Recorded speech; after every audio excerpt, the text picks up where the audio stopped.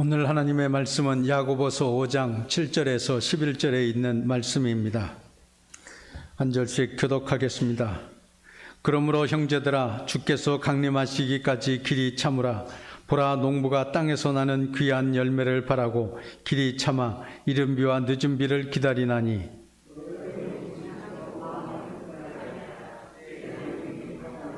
형제들아, 서로 원망하지 말라. 그리하여야 심판을 면하리라. 보라, 심판주가 문 밖에 서 계시니라.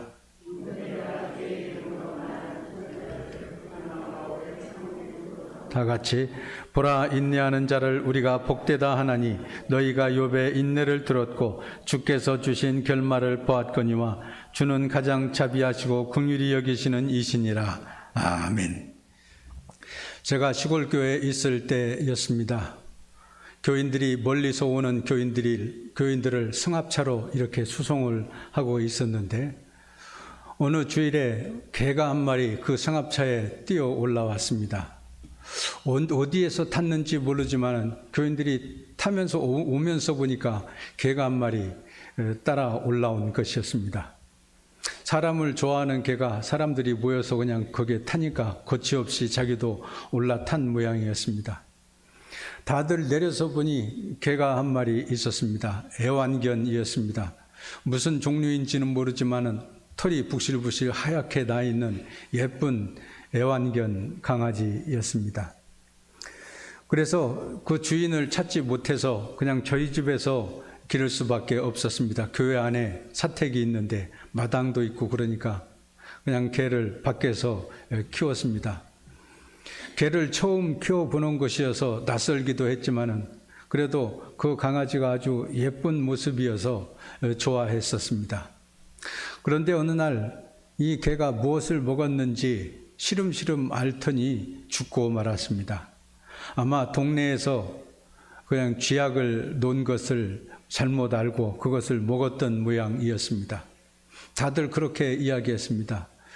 그래서 그 강아지를 교회 안에 있는 목화 꽃나무 아래에 묻어 주었습니다. 참으로 안타깝지만 묻을 수밖에 없었습니다. 죽었기 때문에 더 이상 소망이 없기 때문에 땅에 묻은 것입니다.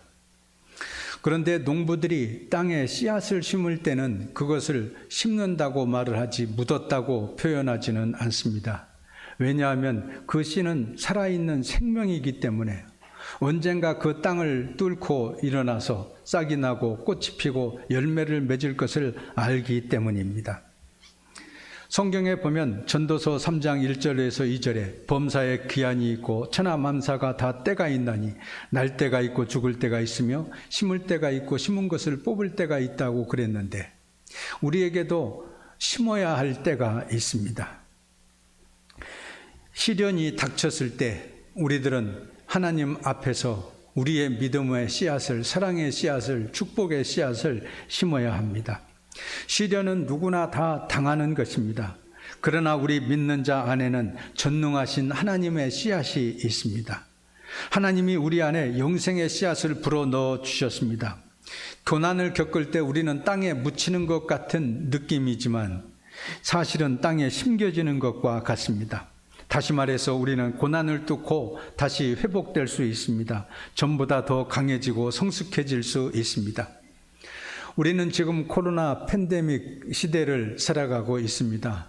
그냥 사스나 메르스 사태처럼 잠깐 창궐하다가 없어지는 줄 알았는데 거의 2년이 다 되었습니다. 언제 끝날는지도 알지 못하는 상황 가운데 있습니다. 이럴 때 우리들은 믿음의 씨앗을 심어야 되는 줄로 믿습니다. 우리는 하나님의 생명을 덧입었기 때문에 반드시 묻혀진 것 같지만은, 어려운 시절을 고난을 당해서 어려움에 처하는 것 같지만은 다시 살아날 것을 믿기 때문입니다. 요한복음 12장 24절에 보면 예수님께서는 말씀하셨습니다. 내가 진실로 진실로 너희에게 이르노니 한 알의 밀이 땅에 떨어져 죽지 아니하면 한 알 그대로 있고 죽으면 많은 열매를 맺느니라 그랬습니다.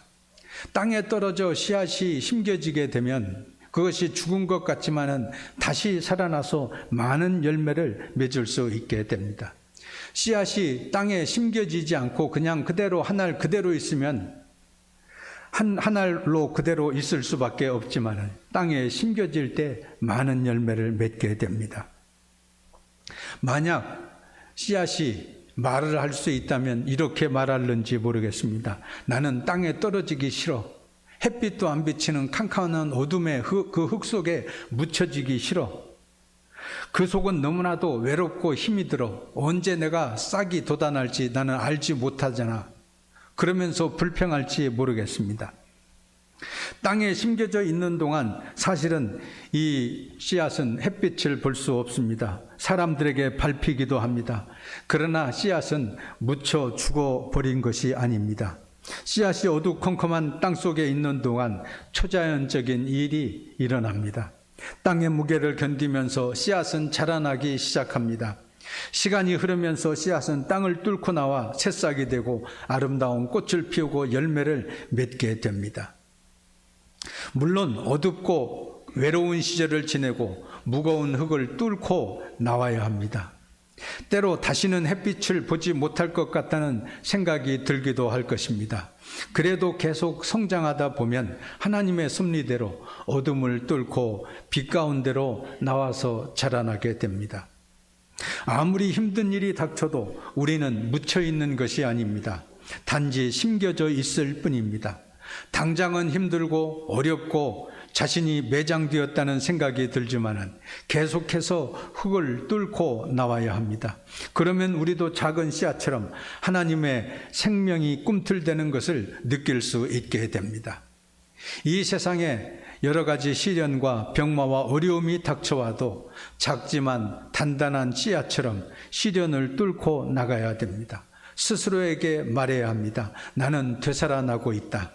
나는 지금 불경기 때문에 일자리를 잃고 가진 돈도 다 썼지만은 그래도 나는 묻히지 않았다. 심겨졌을 뿐이다. 하나님의 땅에 심겨졌기 때문에 반드시 풍성한 열매를 맺을 날이 온다. 내게는 회복력이 있다. 아직은 끝이 아니다. 오히려 이제부터 진짜 시작하는 것이다. 이렇게 스스로에게 말해야 합니다. 믿음이 있는 사람의 잠재력은 절대 묻히지 않습니다. 그 안에 하나님의 사랑이 있습니다. 예수 그리스도의 부활이 있습니다. 성령의 능력이 있습니다. 하나님은 우리가 감당하지 못할 시험을 허락하지 않는다고 말씀해 주시고 있습니다. 고린도전서 10장 13절에 보면 사람이 감당할 시험 밖에는 너희에게 당한 것이 없나니 오직 하나님은 미쁘사 너희가 감당하지 못할 시험 당함을 허락하지 아니하시고 시험 당할 즈음에 또한 피할 길을 내사 너희로 능히 감당하게 하시느니라 말씀해 주셨습니다. 모든 시험을 능히 감당하게 하신다고 3번씩이나 그렇게 말씀해 주시고 있습니다. 성부, 성자, 성령 삼위일체 하나님의 은혜와 성령의 능력이 우리 안에는 있기 때문에 우리들은 어떤 시험도 감당해 나갈 수 있게 됩니다. 우리 안에 있는 새로운 능력, 결단력, 새로운 기회와 가능성을 하나님께서는 열어주십니다. 하나님은 고난을 통해서 우리를 더욱더 성숙하게 하시고 큰 인물이 되게 하십니다. 그러므로 고난이 닥칠 때 우리는 원망하거나 탄식하거나 불평해서는 안 됩니다. 원망은 우리의 씨앗이 뿌리 내리지 못하게 하는 방해꾼일 뿐입니다.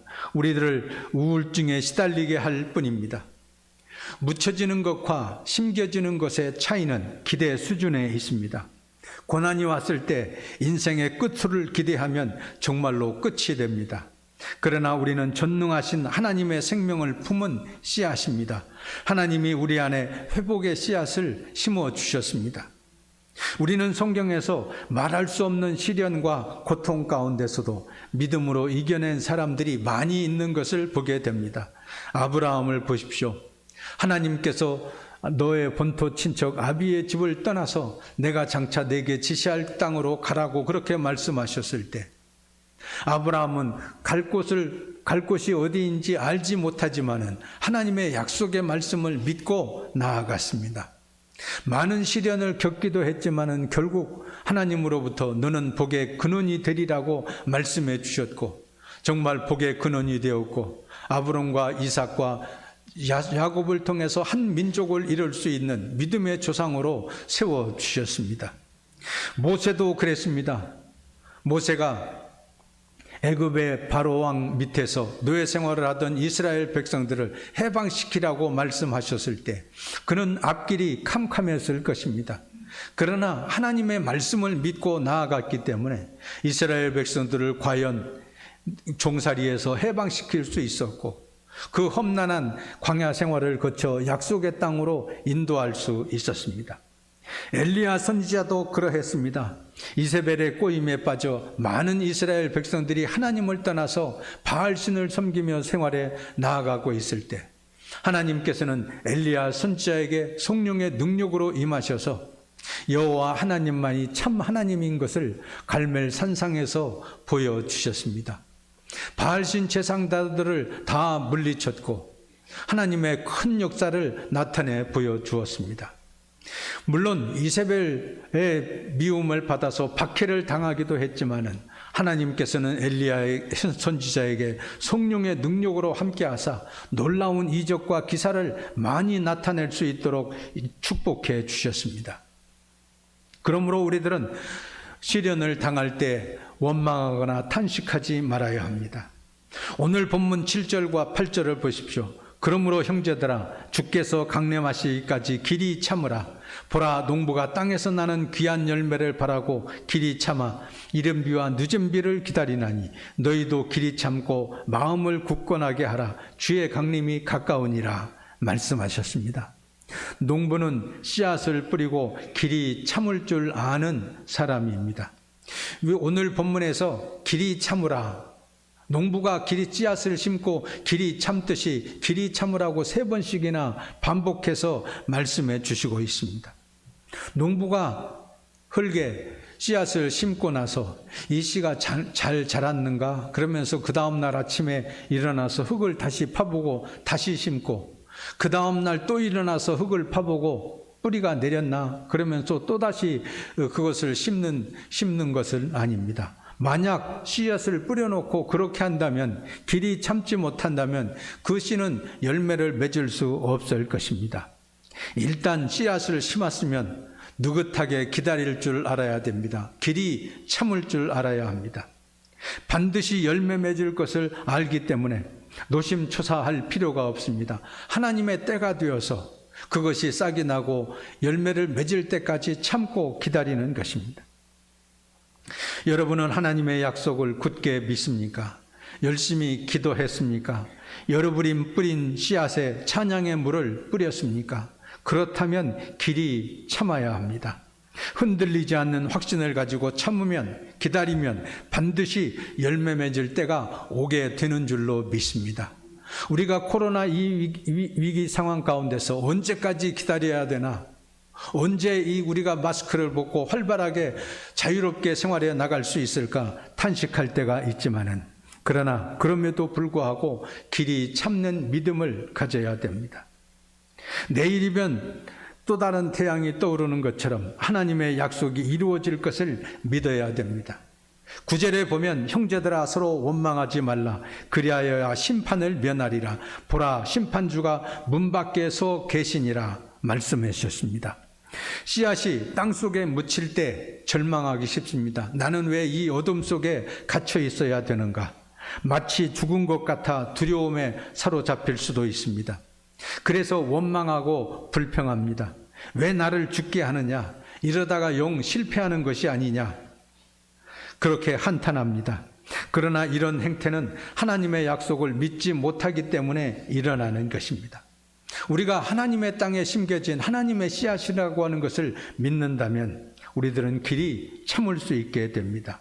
원망과 불평을 물리쳐 나갈 수 있게 됩니다. 10절과 11절을 보십시오. 형제들아 주의 이름으로 말한 선지자들을 고난과 오래 참음의 본으로 삼으라. 보라 인내하는 자를 우리가 복되다 하나니 너희가 욥의 인내를 들었고 주께서 주신 결말을 보았거니와 주는 가장 자비하시고 긍휼히 여기시는 이시니라 말씀하셨습니다. 여기에 보면 두 사람을 예로 들고 있습니다. 하나는 선지자들이고 하나는 욥입니다. 선지자들은 고난과 오래 참음의 본을 보여준 사람들입니다. 선지자들은 죄악이 관영한 세상, 하나님을 떠나 악을 행하며 살아가는 이 세상 속에서 하나님의 의의 말씀을 선포했던 사람들이었습니다. 이 선지자들은 악한 왕의 잘못을 지적하고 하나님 앞에서 회개할 것을 촉구했기 때문에 왕으로부터 미움을 받아서 박해를 당하기도 했습니다. 많은 사람들로부터 미움을 받기도 했습니다. 그러나 고난을 오래 참고 견디었습니다. 그래서 하나님의 의를 이루어 나갔습니다. 이에 대해 예수님께서도 말씀하셨습니다. 의를 위하여 박해를 받은 자는 복이 있나니 천국이 그들의 것임이라. 나로 말미암아 너희를 욕하고 박해하고 거짓으로 너희를 거슬러 모든 악한 말을 할 때에는 너희에게 복이 있나니 기뻐하고 즐거워하라. 하늘에서 너희의 상이 큼이라. 너희 전에 있던 선지자들도 이같이 박해하였느니라 그랬습니다.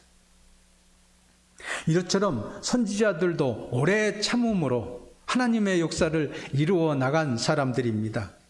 욥도 인내하는 자였습니다. 욥은 구약시대에 최고의 고통을 당한 사람이었습니다. 예수님의 십자가의 고통만큼은 아니었겠지만 그의 버금가는 고통을 모두 겪었습니다. 자식들이 하루아침에 모두 다 죽고 말았습니다. 그가 가진 모든 재산이 불에 타 없어지고 탈취를 당하기도 했습니다. 그의 몸에도 병이 들어서 고통을 겪어야 했습니다. 그러나 이런 이중삼중의 고통 속에서도 욥은 끝까지 인내함으로써 갑절의 복을 받았습니다. 하나님을 헛되이 원망하거나 불평하지 않았습니다. 욥기 42장 10절에 보면 욥이 그의 친구들을 위하여 기도할 때에 여호와께서 욥의 곤경을 돌이키시고 여호와께서 욥에게 이전 모든 소유보다 갑절이나 주신지라 그랬습니다. 우리가 믿는 하나님은 좋으신 하나님이십니다. 오늘 본문 11절에서도 주는 가장 자비하시고 긍휼히 여기시는 주시니라 그렇게 말씀해 주시고 있습니다. 가장 자비하신 하나님, 긍휼이 많으신 하나님께서 욥의 공경을 돌이켜 주시고 그에게 많은 재산을 다시 주시고 그에게 많은 자녀들을 다시 허락해 주셨습니다. 아들 7과 딸 3을 주셨는데 그 딸들은 세상에서 가장 예쁜 딸들이었습니다. 그래서 성경에 여미마, 그시와 게렌합북이라는 이름까지 성경에 기록되어 있는 것을 보게 됩니다. 욥은 장수의 복을 누렸습니다. 140년까지 살며 4대를 보았다고 성경에는 기록되어 있습니다. 예전에는 보통 3대만 보아도 장수했다고 그렇게 말을 합니다. 요즘은 그래도 더 오래 살 수 있어서 4대까지 보는 분들이 종종 있습니다만 욥처럼 욥의 시대에 4대까지 보는 사람은 거의 없었을 것입니다. 그런데 하나님께서 욥의 고통 이상으로 더 많은 축복을 내려주셔서 140까지 살게 하시고 이렇게 풍성한 은혜를 누리며 살아갈 수 있도록 축복해 주셨습니다. 주는 가장 자비하시고 긍휼이 많으신 하나님이시기 때문입니다. 그러므로 우리들은 인내할 줄 알아야 됩니다. 길이 참아야 합니다. 성령의 모든 열매는 오래 참음으로 맺혀지는 것입니다. 사랑의 열매든지 화평의 열매든지 이 모든 것이 농부가 씨를 뿌리고 오래 참는 것처럼 오래 참을 때 맺혀질 수 있는 열매들입니다.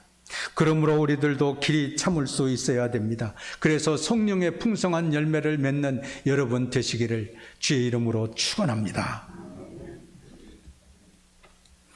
자비와 긍휼이 많으신 하나님, 오늘도 저희들에게 지혜의 말씀을 허락해 주셨으니 감사합니다.